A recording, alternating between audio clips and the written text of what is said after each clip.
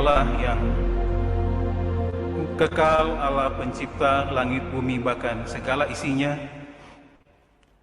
Allah yang disembah oleh Abraham, Ishak dan Yakub, Allah yang kami tinggi agungkan dalam pribadi Tuhan kami Yesus Kristus. Sungguh kami bersyukur atas anugerah Tuhan sajalah kami dibukakan jalan keselamatan dan kami terbebas dari segala kutuk dosa, hukuman-hukuman yang selayaknya kami terima sebagai orang-orang yang berdosa. Syukur, puji dan hormat kepadamu ya Tuhan kami Yesus Kristus, karena keberadaan kami sebagai orang percaya itu semua terjadi atas anugerah Tuhan semata.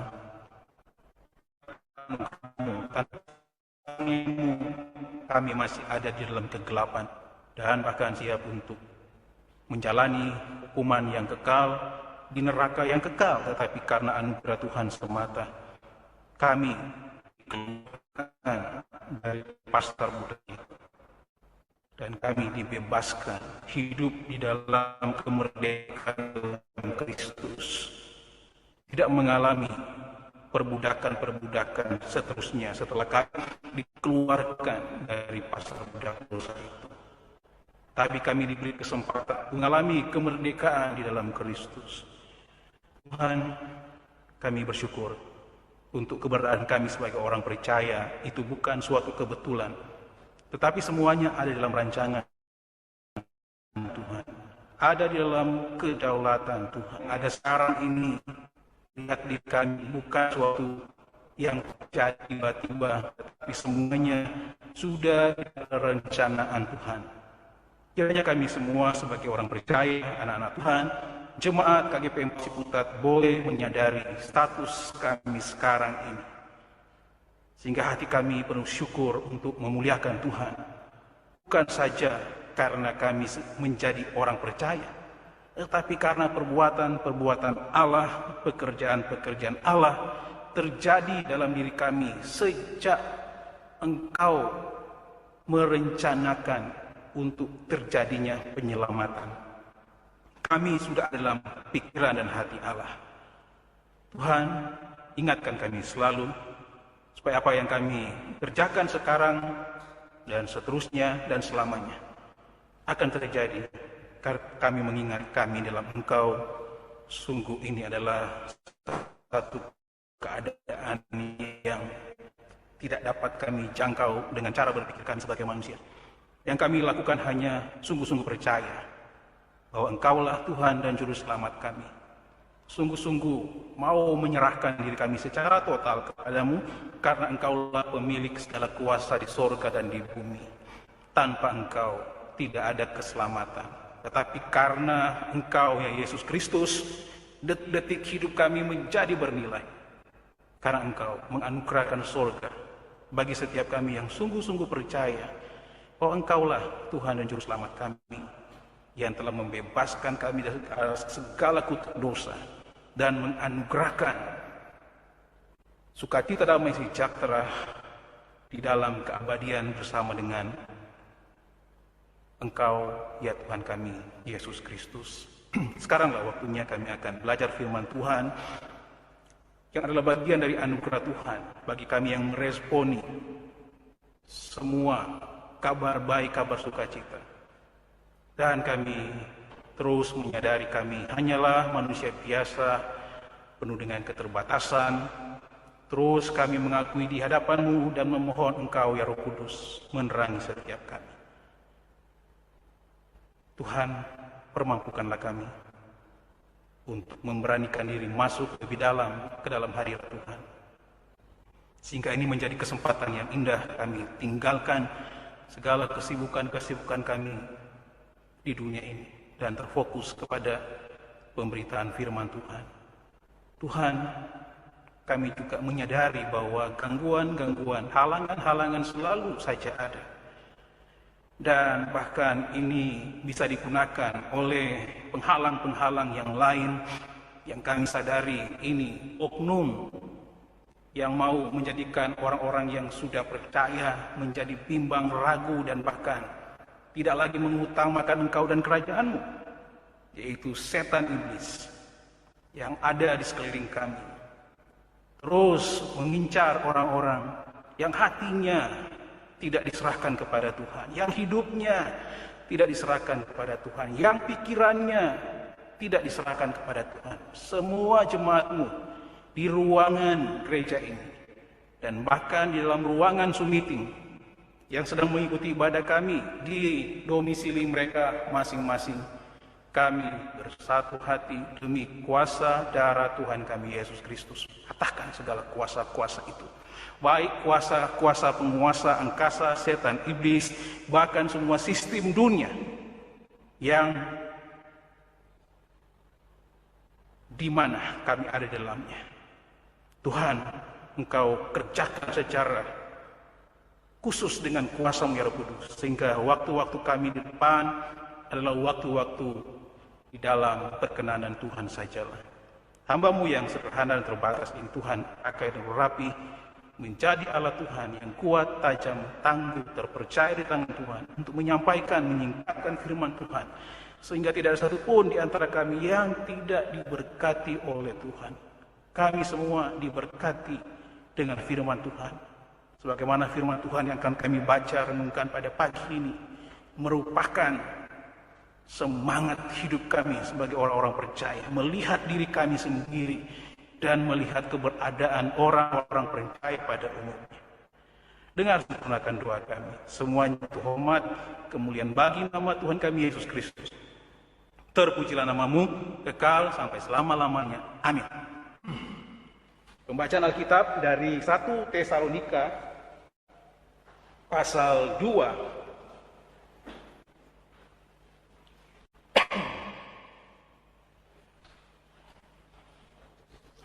Kelanjutan dari pembacaan minggu lalu, mulai ayat 13 sampai dengan ayat yang ke-20. 1 Tesalonika pasal 2 ayat 13 sampai ayat yang ke-20 yang oleh Lembaga Alkitab Indonesia memberikan judul Sukacita atas Jemaat. Dan karena itulah kami tidak putus-putusnya mengucap syukur juga kepada Allah.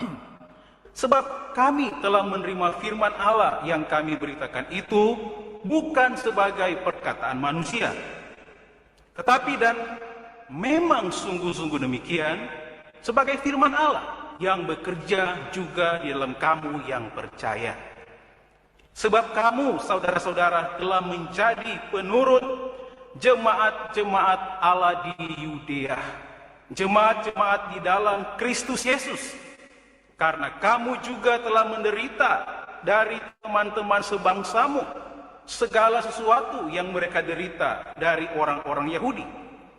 Bahkan orang-orang Yahudi itu telah membunuh Tuhan Yesus dan para nabi dan telah menganiaya kami. Apa yang berkenan kepada Allah tidak mereka pedulikan, dan semua manusia mereka musuhi. Karena mereka mau menghalang-halangi kami memberitakan firman kepada bangsa-bangsa lain untuk keselamatan mereka. Demikianlah mereka terus-menerus menambah dosa mereka sampai genap jumlahnya, dan sekarang murka telah menimpa mereka sepenuh-penuhnya. Tetapi kami, saudara-saudara yang seketika terpisah dari kamu, jauh di mata tetapi tidak jauh di hati, sungguh-sungguh dengan rindu yang besar telah berusaha untuk datang menjenguk kamu. Sebab kami telah berniat untuk datang kepada kamu, aku, Paulus, malahan lebih dari sekali, tetapi iblis telah mencegah kami. Sebab siapakah pengharapan kami atau sukacita kami, atau mahkota kemegahan kami di hadapan Yesus Tuhan kita pada waktu kedatangannya, kalau bukan kamu? Sungguh kamulah kemuliaan kami dan sukacita kami. Berbahagialah kita yang mendengarnya sebagai firman Tuhan, memelihara serta mewujudkannya di dalam kehidupan sehari-hari.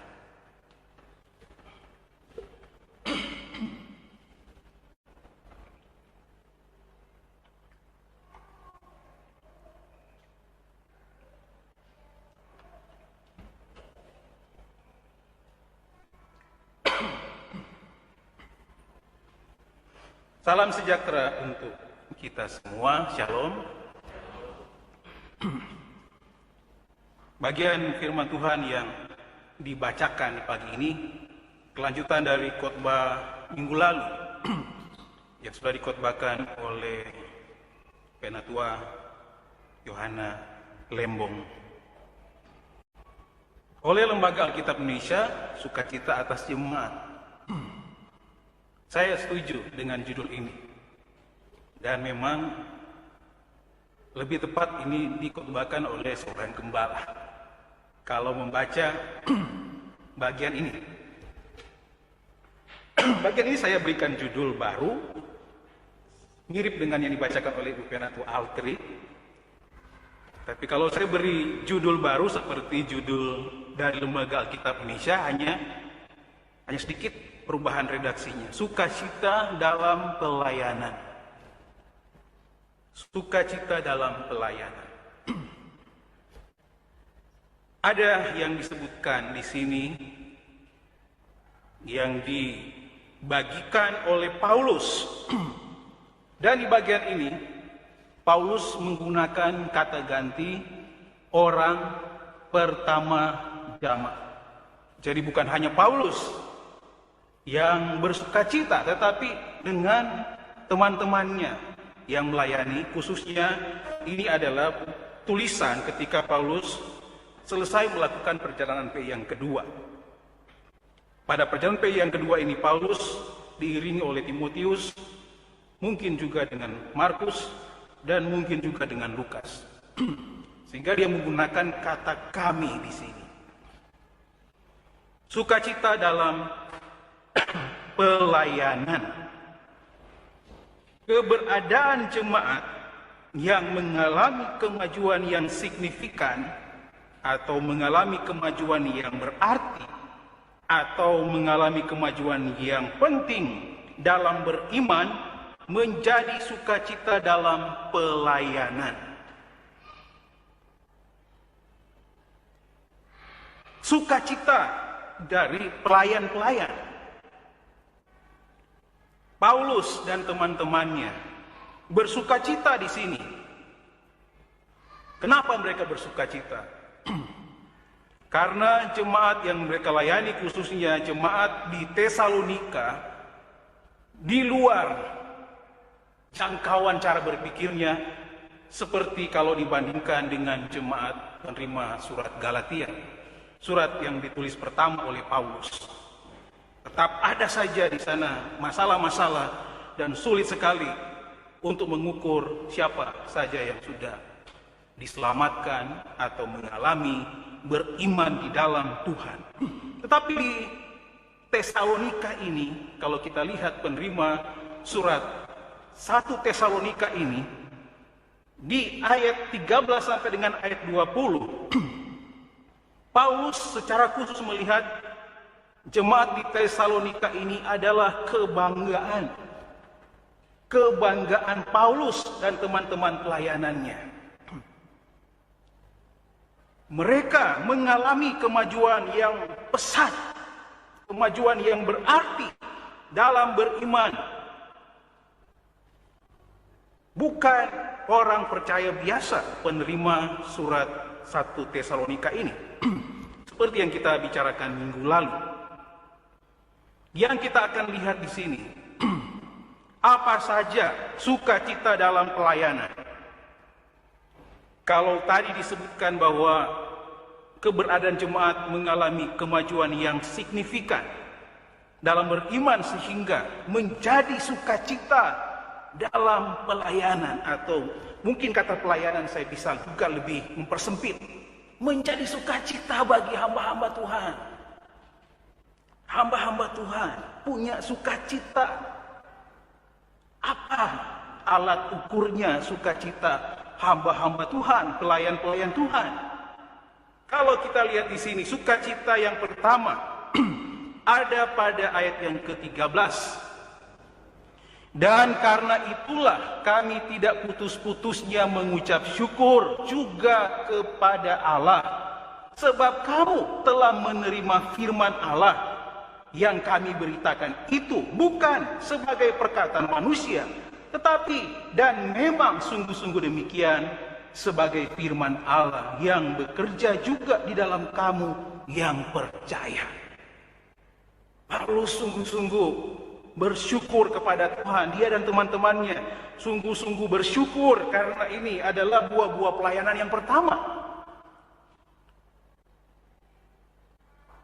Paulus terus-menerus, atau di sini terjemahkan, tidak putus-putusnya mengucap syukur juga kepada Allah.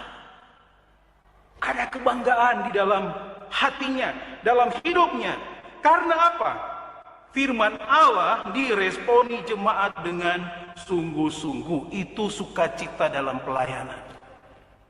Ketika jemaat Tuhan meresponi dengan sungguh-sungguh firman Allah itu, adalah syukur bagi Rasul Paulus. Atau ini adalah sukacita bagi hamba-hamba Tuhan ketika orang-orang yang dilayaninya meresponi firman Tuhan dengan sungguh-sungguh. Di ayat 13 kalau kita baca lagi, Paulus dan teman-temannya atau dengan timnya, salah satunya dibicarakan di pasal 3 dalam Timotius, dan juga mungkin dengan Markus, dan juga mungkin dengan Lukas, terus-menerus mengucap syukur kepada Allah karena jemaat menerima firman Allah yang mereka beritakan dengan sungguh-sungguh. Jemaat merespon dengan menerima firman Allah itu dengan sungguh-sungguh. Dan Paulus katakan juga di ayat 13 itu, penerimaan jemaat terhadap firman Tuhan yang mereka bicarakan, mereka beritakan di ayat 13 bagian kedua, firman Allah yang mereka beritakan bekerja di dalam diri jemaat sebagai orang percaya.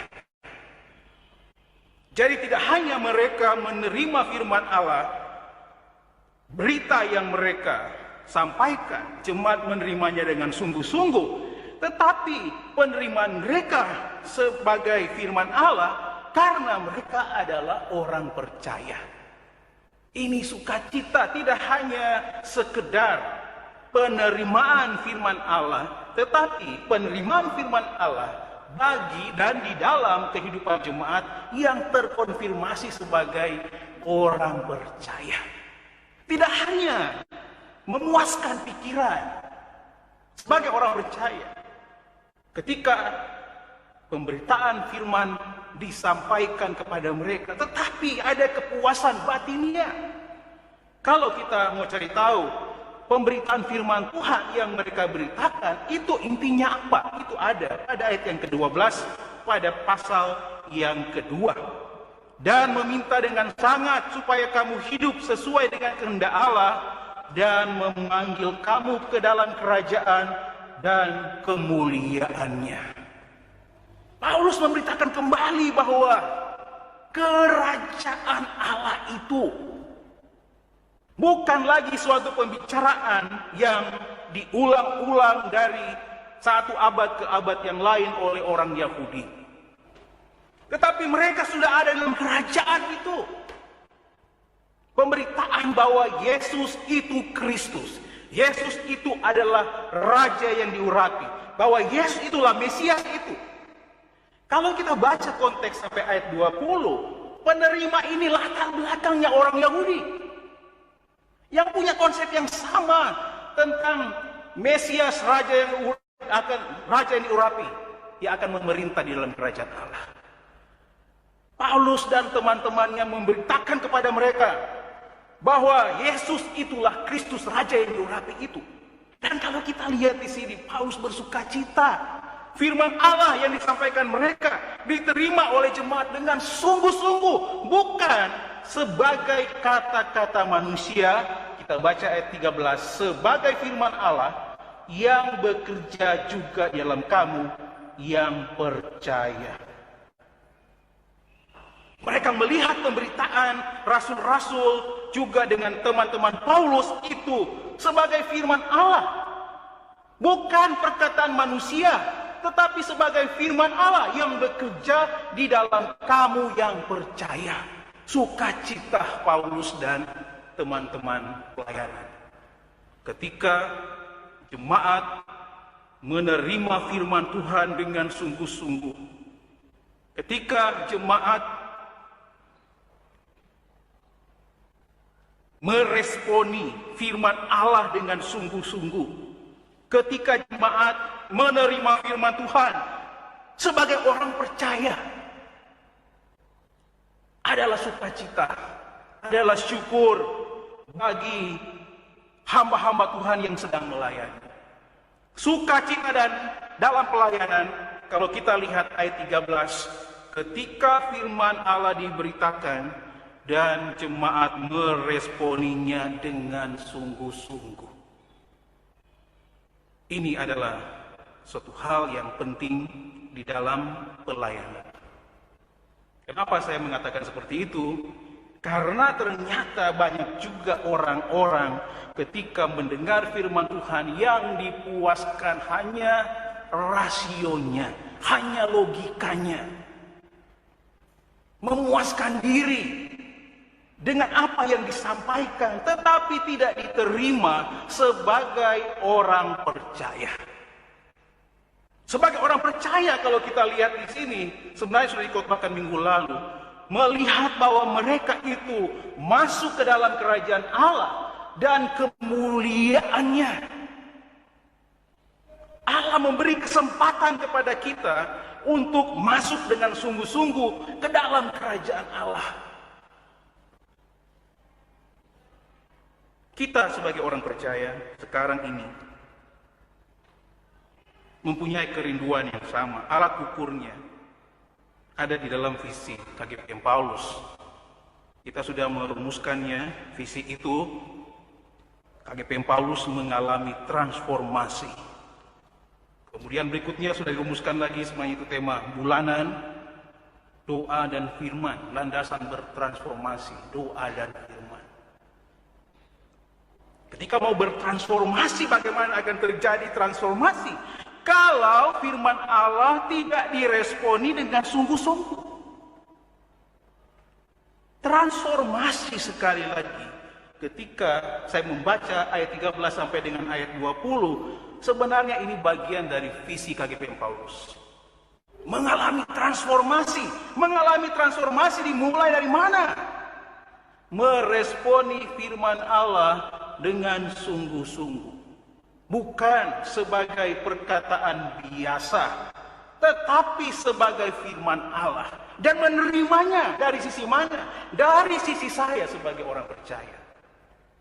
Ketika ini tidak ada pada diri orang percaya, atau katakanlah kepada KGPM Paulus, jemaat KGPM Paulus, salah satu hal yang hilang dalam sukacita pelayanan, ketika jemaat tidak menganggap firman Allah sebagai hal yang sangat mendasar. Firman Allah adalah fondasi dalam kehidupan orang percaya.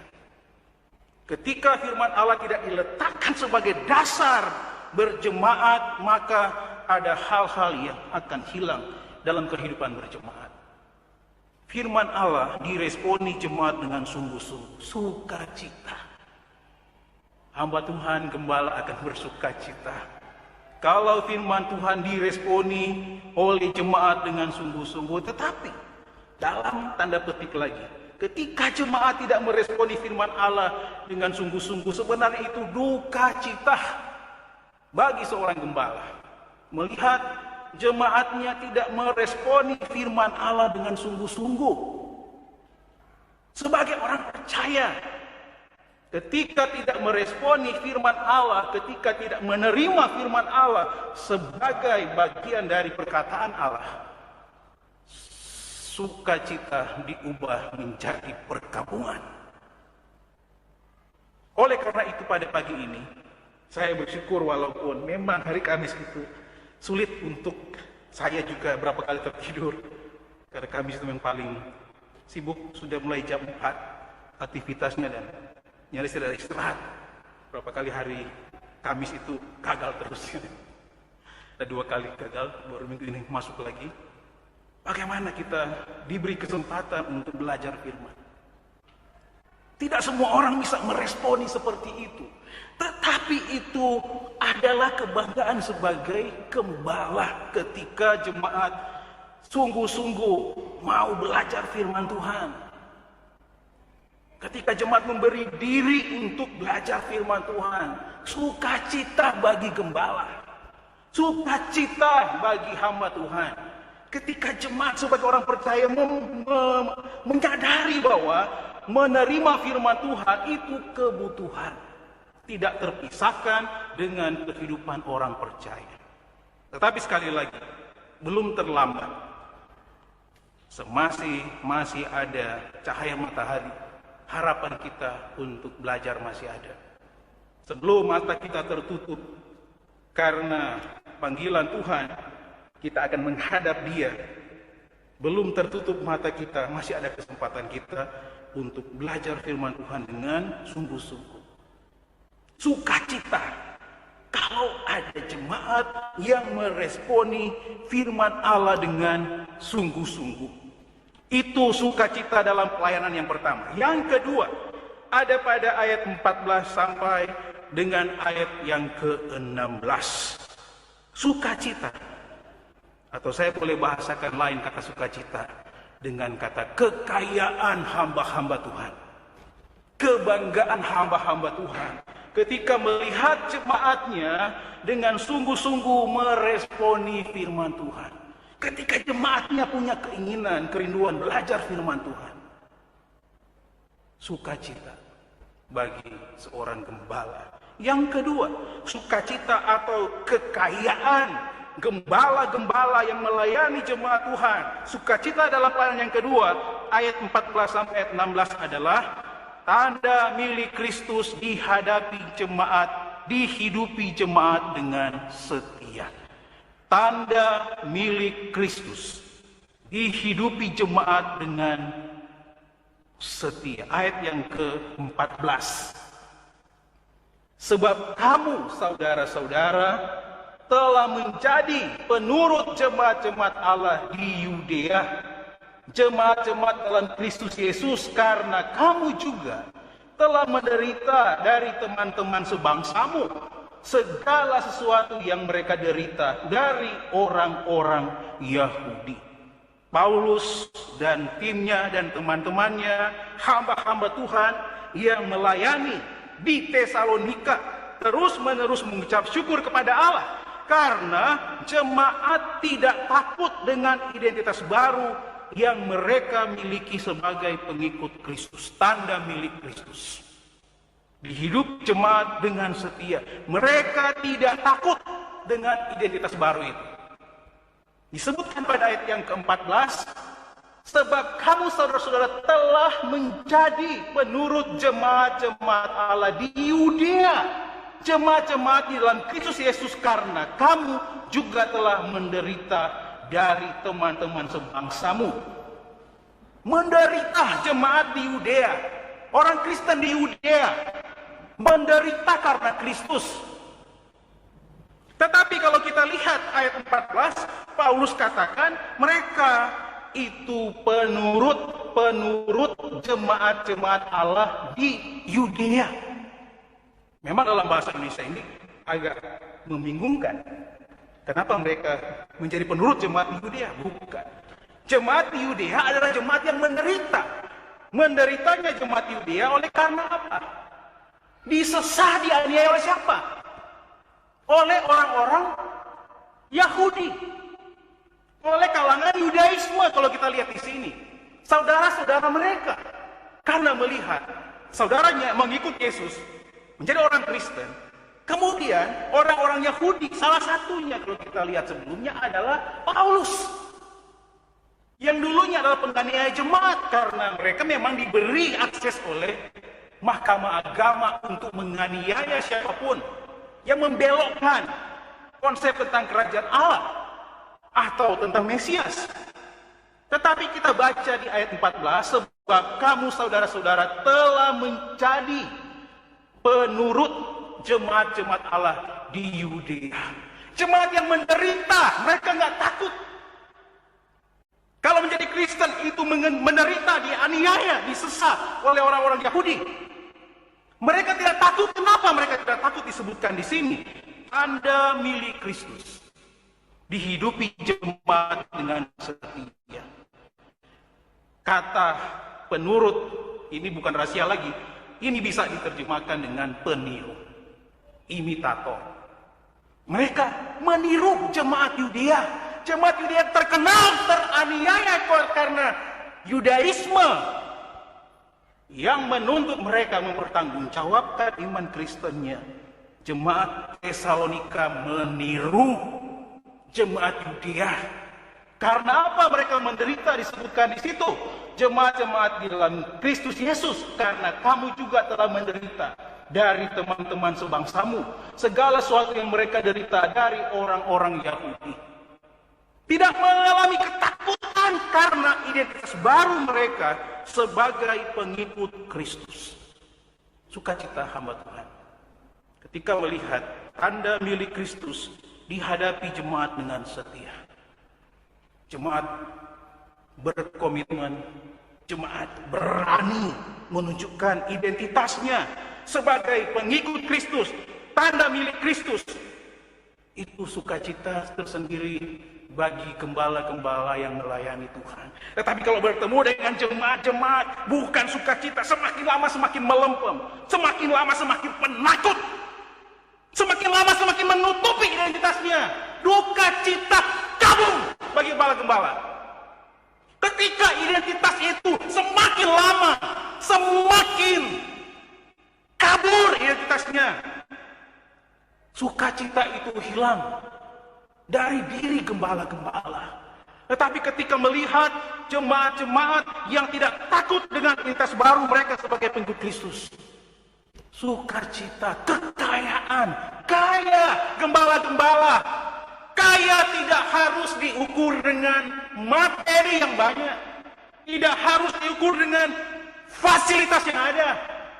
Walaupun orang-orang dunia sekarang mengicik hamba-hamba Tuhan, kalau tidak ada sarana itu, kalau tidak ada fasilitas itu, tetapi belajar dari firman Tuhan ini, kekayaan gembala-gembala hamba-hamba Tuhan, ketika melihat jemaat-jemaat Tuhan militan di dalam Kristus, semakin ada masalah, semakin dia berani, tidak terbalik. Semakin ada masalah, semakin takut dan semakin menjauh daripada Tuhan, bahkan menyerahkan tanggung jawab pelayanan yang sudah diterima atas dasar percaya bahwa Allah memilih dia menjadi hamba Tuhan, tapi dalam satu waktu meninggalkan, melepaskan, melemparkan tanggung jawabnya kepada hamba-hamba Tuhan. Kabur bagi gembala-gembala. Kalau ada hamba-hamba Tuhan, jemaat-jemaat Tuhan, bukan hanya takut dengan identitas baru, tetapi lebih daripada itu, melemparkan tanggung jawab yang Allah percayakan kepada seorang Denny Kelapong yang berdosa, tapi hanya karena anugerah Tuhan, diberi kesempatan melayani Tuhan. Tiba-tiba minta resign sebagai majelis. Itu kabur, bukan sukacita. Itu duka cita bagi pelayanan. Kalau ada hamba-hamba Tuhan, majelis, diaken penatua yang berpikir seperti itu sangat picik dan membuat hamba-hamba Tuhan berduka cita, kehilangan sukacita, kehilangan damai sejahtera. Ketika ada hamba-hamba Tuhan, jangan jemaat biasa, majelis diaken penatua yang berusaha kabur dari panggilannya, kabur. Dan kita semua berduka cita. Pasangkan hitam di sini. Ketika ada hamba-hamba Tuhan mau menyerahkan pelayanannya, itu adalah bagian yang terbalik dari sukacita Paulus ketika dia melihat jemaat di Tesalonika ini. Tanda milik Kristus dihidupi jemaat dengan setia. Pada ayat 14, bahkan disebut pada ayat 14, bukan hanya menuruti, tetapi meniru. Satu model jemaat yang menderita. Mereka tiru, kalau boleh sayalah yang menderita. Kalau boleh saya yang menderita sebagai pengikut Kristus. Mereka meniru jemaat yang sedang teraniaya karena Kristus. Mereka meniru. Tetapi ini sukacita kekayaan bagi Paulus. Yang dulu, kalau Paulus bayangkan kembali dulu, pada situasi yang sama, dia menganiaya jemaat. Kemudian jemaat tidak lari dari panggilannya. Dia berusaha menganiaya jemaat, semakin bersemangat melayani Tuhan. Terbalik situasi sekarang. Paulus melihat jemaat yang dianiaya oleh orang Yahudi. Mereka semakin militan dalam Tuhan. Bahkan meniru jemaat-jemaat yang teraniaya di dalam Kristus oleh kalangan Yudaisme itu. Itu yang pertama pada ayat 14. Kemudian ayat 15 sampai ayat 16. Tanda milik Kristus dihidupi jemaat dengan setia. Paulus dan teman-temannya terus-menerus mengucap syukur kepada Allah. Karena tanda milik Kristus melekat pada diri jemaat. Ayat 15 sampai ayat yang ke-16. Bahkan orang-orang Yahudi itu telah membunuh Tuhan Yesus dan para nabi. Dan telah menganiaya kami. Apa yang berkenan kepada Allah tidak mereka pedulikan. Dan semua manusia mereka musuhi. Karena mereka mau menghalang-halangi kami. Memberitakan firman kepada bangsa-bangsa lain. Untuk keselamatan mereka. Demikianlah mereka terus-menerus menambah dosa mereka. Sampai genap jumlahnya dan sekarang murka telah menimpa mereka sepenuh-penuhnya. Pengalaman Rasul Paulus. Yang dulunya penganiaya jemaat. Tetapi ternyata tidak berhenti pada Rasul Paulus. Dilanjutkan lagi oleh kelompok Yudaisme ini. Untuk menganiaya jemaat sampai mereka puas, kata Rasul Paulus pada ayat yang ke-16 ini. Tetapi yang dibanggakan oleh Paulus, tanda milik Kristus itu tidak terlepas pada diri jemaat-jemaat di Tesalonika. Melekat pada diri mereka. Walaupun orang Yudaisme semakin mengganas atau semakin menjadi-jadi untuk menganiaya jemaat, tapi karena tanda milik Kristus melekat pada diri mereka, sehebat apapun penganiayaan itu tidak akan terlepas tanda milik Kristus itu. Jemaat kasih dalam Tuhan, saya punya ilustrasi dan ilustrasi yang sering digunakan.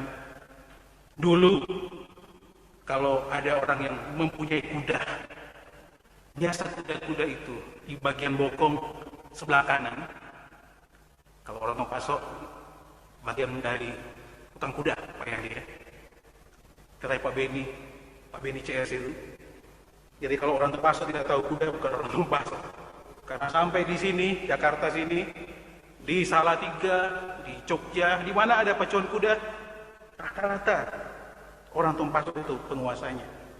Selalu kuda bokong bagian kanan. Kalau Pak Beni Pati Pelohi yang punya. Tidak ada tulis lengkap ya, Beni Pati Pelohi enggak. Cuma huruf B-nya ditaruh di situ. Di bagian bokong bagian atas. Ada huruf B di situ. Apakah huruf B itu ditulis pakai pensil? Oh tidak. Ada B dalam besi. B yang terbalik dalam besi. Kemudian itu dipanaskan sampai dia menjadi bara. Pada saat dia membara-bara itulah. Kemudian B yang terbalik itu ditancapkan di bokong kuda bagian belakang. Sehingga muncullah huruf B terbalik di situ. B asli. Di bokong bagian belakang. Tanda milik bahwa kuda itu adalah milik Pak B. Pak BM atau BB nggak tahu. Tetapi yang bermula dengan B itu pemilik kuda itu. Dan itu tidak mudah dihapus. Seperti pensil. Hujan langsung hilang. Tetapi B itu masuk ke dalam kulitnya. Sehingga tidak mudah dihapus. Menjadi tanda seumur hidup bagi kuda itu. Apapun yang terjadi tidak akan menghilangkan tanda ini. Kepemilikan melekat pada diri kuda itu.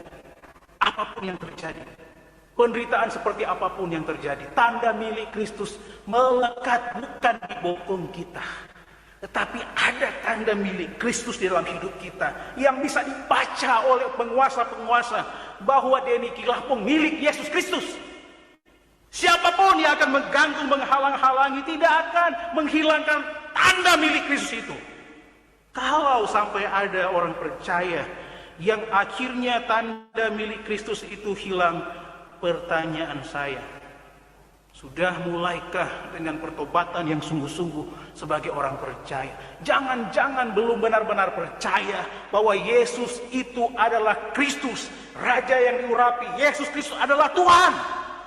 Hidupnya belum mulai dengan percaya yang sungguh-sungguh kepada Yesus sebagai Kristus. Sehingga tanda milik Kristus itu bisa terhapus dalam dirinya. Sehingga tanda milik Kristus itu bisa hilang dalam hidupnya. Jangan-jangan dia belum sungguh-sungguh percaya kepada Yesus Kristus adalah Tuhan. Cuma masalah sedikit, dia melarikan diri dari kehidupan berjemaat. Apalagi masalah banyak seperti yang disebutkan Paulus pada ayat yang ke-16 ini. Orang Yahudi semakin menggila saja mau mengenai orang Kristen. Tetapi kenapa orang Kristen tetap Kristen? Karena tanda milik Kristus itu melekat pada dirinya. Tanggung jawab kita semua. Tanda milik Kristus itu dihidupi jemaat dengan setia. Hamba Tuhan selalu mengelus-ngelus dadanya dan puji Tuhan.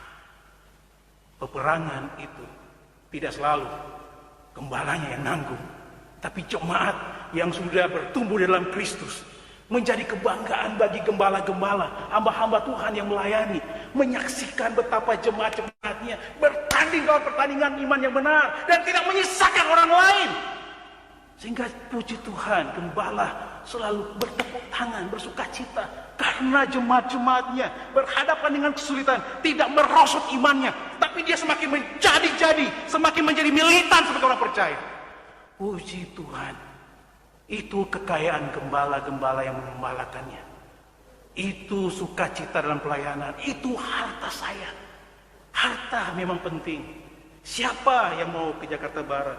Kalau jalan kaki bisa 1 hari. Tapi kalau ada kuda pacunya bisa setengah jam. Ditambah kecepatannya setengah jam. Kalau diperlambat 45 menit. Tambah lambat bisa 1 jam. Tetapi karena ada sarana itu, sukacita bukan sukacita puji Tuhan karena saya dikasih ini, bukan. Tetapi melihat hamba-hamba Tuhan, jemaat-jemaat Tuhan yang hidupnya militan dalam Kristus, kita bersyukur kepada Tuhan. Terus menerus mengucap syukur, terus menerus mengucap syukur. Karena tanda milik Kristus itu dihidupi jemaat dengan setia. Yang ketiga, ada pada ayat 17 sampai ayat yang ke-20, kekayaan gembala-gembala, ya, yang melayani, yang menggembalakan. Yang ketiga, pemeliharaan Allah dialami jemaat dengan tekun. Ayat 17 dan ayat yang ke-18. Tetapi kami saudara-saudara yang seketika terpisah dari kamu, jauh di mata tetapi tidak jauh di hati, sungguh-sungguh dengan rindu yang besar telah berusaha untuk datang menjenguk kamu, sebab kami telah berniat untuk datang kepadamu. Aku Paulus malahan lebih dari itu, tetapi iblis telah mencegah kami. Paulus dan teman-temannya terus mengucap syukur kepada Allah karena jemaat mengalami pemeliharaan Allah walaupun terpisah secara fisik dengan Paulus. Walaupun terpisah secara fisik dengan Paulus, sukacita Paulus dan hamba Tuhan yang melayani, pemeliharaan Allah dialami jemaat dengan tekun. Terpisah secara fisik. Kita sudah mengalami waktu pandemi, memang tidak bisa berkunjung kepada jemaat karena protokol kesehatan yang begitu ketat. Tidak bisa, apalagi kalau ada gejala-gejala terpapar virus. Tetapi puji Tuhan, haleluya, sukacita bagi hamba-hamba Tuhan, gembala Tuhan, ketika melihat jemaat Tuhan mengalami pemeliharaan Allah. Terpisah secara fisik dengan Paulus. Paulus mengucap syukur, jemaat tetap terpelihara, mengalami pemeliharaan Allah. Kita boleh terpisah secara fisik, boleh tatap menatap, tapi tidak bisa pegang memegang karena ada di ruangan virtual. Boleh senyum sana sini, tetapi senyumnya tidak bisa diraba, tidak bisa lagi cipika-cipiki. 2 tahun kira-kira begitu. Tetapi sekali lagi, sukacita kita adalah pemeliharaan Allah dialami jemaat dengan tekun. Terpisah secara fisik, Paulus menyebutkan di situ. Terpisah jauh di mata, dekat di hati. Kemudian disebutkan Paulus lebih parah lagi, ayat 17. Yang punya keinginan untuk menjenguk jemaat tetapi dihalang-halangi oleh setan, disebutkan pada ayat yang ke-18 bagian terakhir. Tetapi iblis telah mencegah kami. Syukur bagi jemaat, syukur bagi hamba-hamba Tuhan. Jemaat dipelihara oleh Allah. Bagian yang pertama ini, kita lihat, kita bersyukur. Hamba-hamba Tuhan bersyukur, apapun itu. Ini pengalaman yang dibuktikan dengan sejarah. Bersyukur untuk pemeliharaan Allah bagi jemaat-jemaat. Jemaat mengalami pemeliharaan Allah, jemaat tekun di dalam pemeliharaan Allah. Walaupun ya dulu kita berdoa, nyaris tidak pernah dipraktikkan berdoa menggunakan telepon. Nyaris tidak pernah dipraktikkan berdoa menggunakan virtual. Tetapi di masa pandemi, situ sudah menjadi alat, menjadi kebutuhan yang dipraktikkan secara konsisten. Satu hal yang menjadi sukacita, satu hal yang menjadi kekayaan kita semua. Jemaat yang ada di gereja dan jemaat yang sedang di rumah bersukacita. Tuhan memelihara kita. Terpisah secara fisik, tetapi jemaat melihat itu bagian dari pemeliharaan Allah. Jemaat tekun di dalamnya. Yang berikutnya, ayat yang ke-19 sampai ayat yang ke-20. Paulus dan teman-temannya terus-menerus mengucap syukur kepada Allah karena ketekunan jemaat menjadi sukacita dan mahkota kemegahan hamba-hamba Tuhan di hadapan Tuhan Yesus Kristus. Ayat 19. Sebab siapakah pengharapan kami atau sukacita kami atau mahkota kemegahan kami di hadapan Yesus Tuhan kita pada waktu kedatangannya? Kalau bukan kamu, sungguh kamulah kemuliaan kami dan sukacita kami. Pemeliharaan Allah dalam hidup jemaat yang Paulus sebutkan ayat 19 sampai ayat 20, itu adalah sukacita, itu adalah mahkota kemegahan yang bukan hanya dibangga-banggakan di dunia ini. Tapi kebanggaan itu akan sampai di sorga nanti.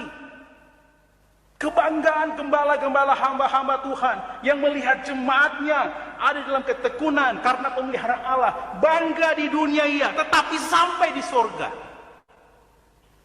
Kebanggaan itulah yang nanti jika kita bertemu di surga, kita akan saling berbagi. Bagaimana Tuhan memelihara kita sepanjang pandemi ini. Kalau bukan Tuhan, siapa lagi yang menolong kita? Kita akan bercerita di sana. Dan hamba-hamba Tuhan akan bangga melihat jemaat-jemaat Tuhan yang terpelihara. Ada juga yang akhirnya terseok-seok. Ada juga yang mundur. Ada juga orang lain bilang mudung. Kalau saudara tahu mudung itu apa ya? Apa itu Pak Tim? Mudung itu tenggelam juga. Mau menyelam tapi tidak naik-naik. Akhirnya masuk sampai dasar dan mati juga. Ada. Dan itu bukan rahasia lagi. Tetapi satu hal yang penting di sini. Kita lihat bahwa pemeliharaan Allah yang dialami jemaat dengan tekun. Gongnya akan sampai di sorga. Kita akan sama-sama bersuka cita. See you at the top. Ketika ada di surga nanti. Kita akan bersuka cita bersama-sama.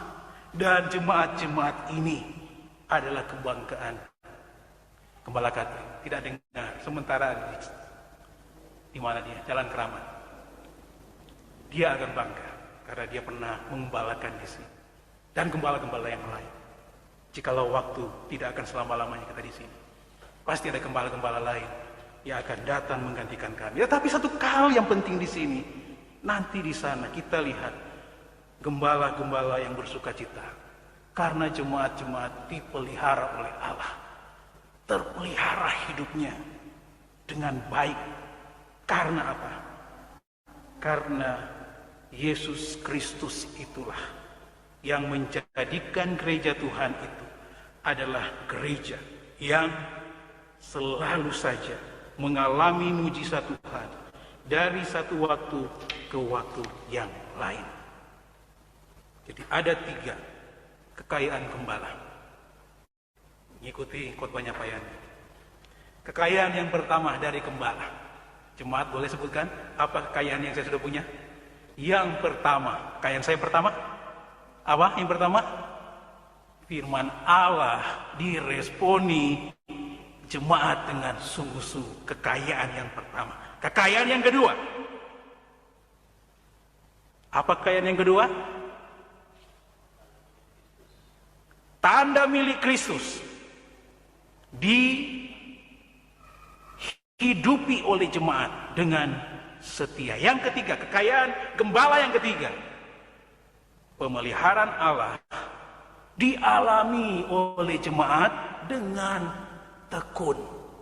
3 kekayaan saya sebagai gembala. Apakah jemaat kepingin mau jadi gembala?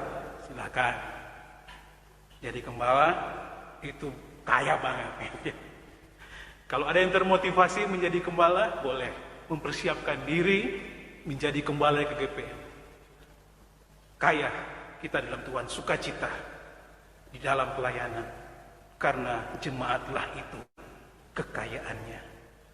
Kita semua ini adalah kekayaan gembala yang menggembalakan di sini. Kiranya kita semua terdorong untuk melihat kita benar-benar hidup dalam Kristus. Tidak ada sedikit pun yang perlu diragukan. Kalau ada yang masih ragu, masih khawatir, ikut Tuhan. Mari kita berdoa bersama-sama supaya keraguan-raguan itu sedikit demi sedikit dikikis sampai ragu yang normal saja, bukan yang ragu karena ragu masih ada dosa di dalamnya yang menjadikan akhirnya ragu yang melahirkan kejahatan-kejahatan di pandangan mata Allah. Terpujilah